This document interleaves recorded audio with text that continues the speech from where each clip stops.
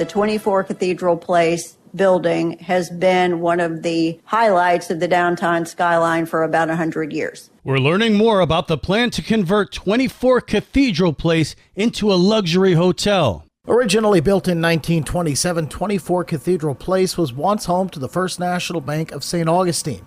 Today it's used for office space and houses a wedding venue known as the Treasury Building. Developer Kanti Patel has applied for a rezoning request to convert the building into a maximum of 120 hotel rooms and 30,000 square feet of ancillary space.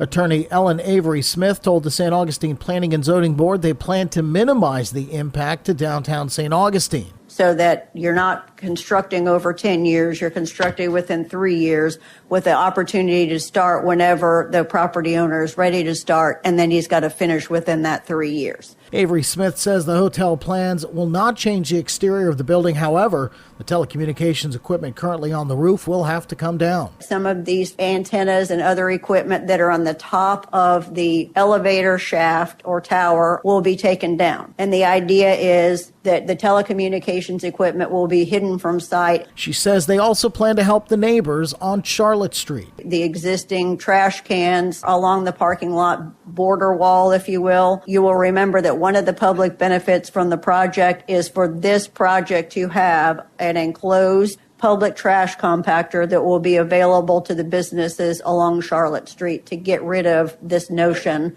that you can see in the lower left. And then also to get rid of the parking lot that is a little less than sightly. The developer still needs approval from the Historical Architectural Review Board and city commissioners before he can begin construction. For St. Augustine's Local Morning News, I'm Daryl Moody. This local news is a service of your hometown Toyota dealer, Beaver Toyota, US 1 St. Augustine, here to wow you. Families have been doing this for years.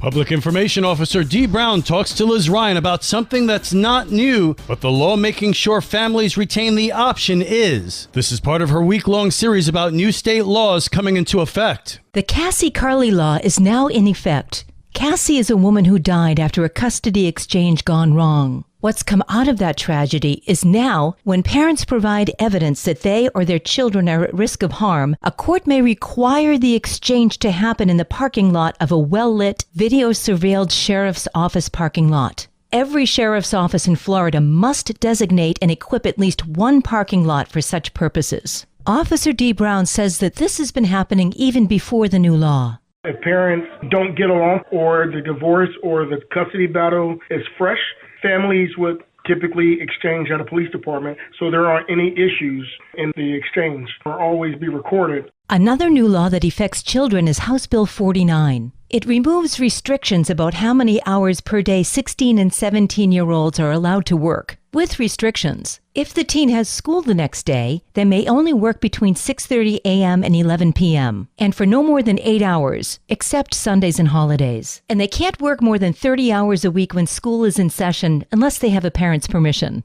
House Bill 461 excuses women who have given birth within 6 months from reporting for jury duty. House Bill 583 may mean fewer trips to the package store. Wine can now be sold in 15-liter bottles. And in case you find yourself in this situation, you should know that knowingly failing to report a dead body is now a first-degree misdemeanor. And if you're doing that to mislead investigators, it's a third-degree felony. For St. Augustine's Local Morning News, I'm Liz Ryan.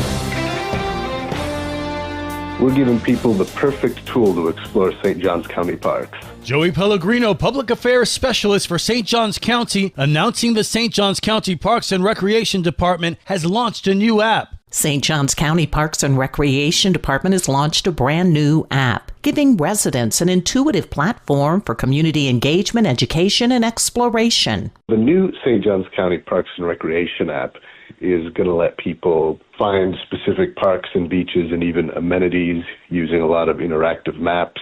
We find it lets people register very easily and quickly for our programs and events. And there's even a feature to learn about the history of St. Johns County. The feature we're especially excited about are the audio tours that people can download before they go to different locations, and we're going to be adding more as time goes on. Downloading the app is simple, and it's available now. For St. Augustine's Local Morning News, I'm Karen Johnson.